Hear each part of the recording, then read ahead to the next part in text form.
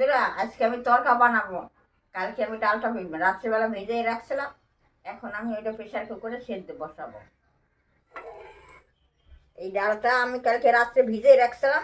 এখন এটা ধুয়ে ভালো করে প্রেশার কুকারে সেদ্ধ বসাবো।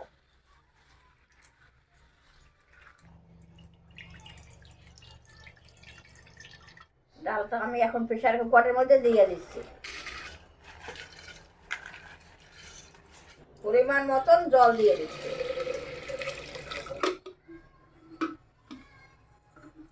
ডালটা আমি এখন বসাই দিচ্ছি গ্যাসে। ডালটা সেদ্ধ হইতে থাকুক, এদিকে আমি পেঁয়াজ, রসুন, টমেটো সব কাইটে নিচ্ছি। পেঁয়াজটা এখন কাইটে নিচ্ছি।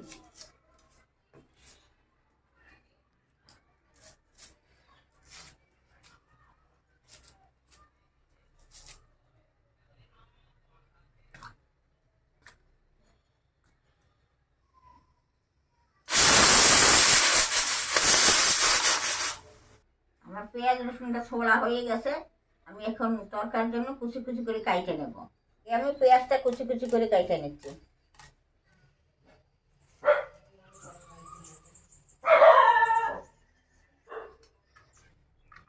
আমি এখন টমেটোটা কুচি কুচি করে কাইটে নেব।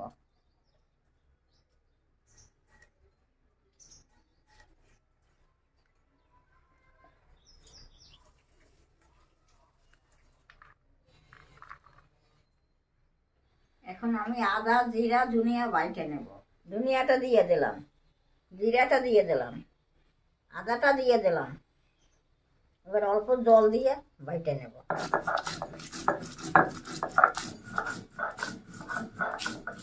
মশলা বাটা হয়ে গেছে, আমি এখন তুলে নেব।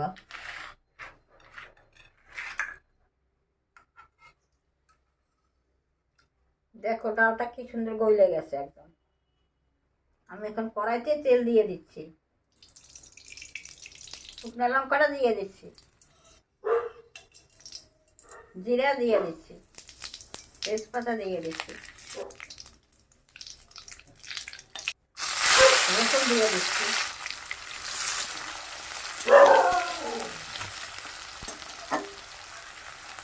পেঁয়াজ দিয়ে দিচ্ছি,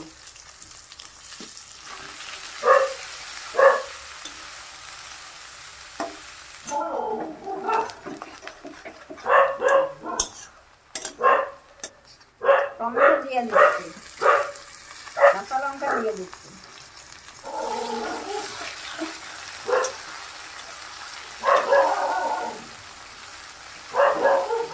আদা জিরা বাটা দিয়ে দিলাম,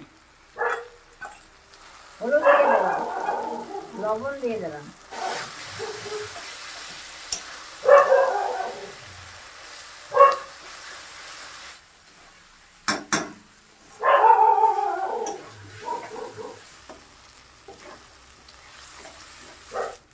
মশলা কষানো হয়ে গেছে, আমি এখন ডালটা দিয়ে দেবো, সেদ্ধ ডালটা।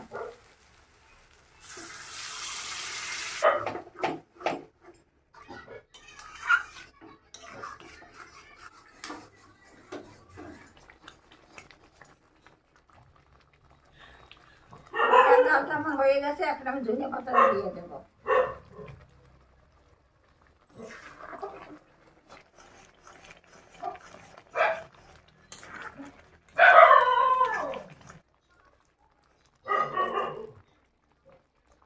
আমার তরকা হয়ে গেছে, আমি এখন নামাই দেব।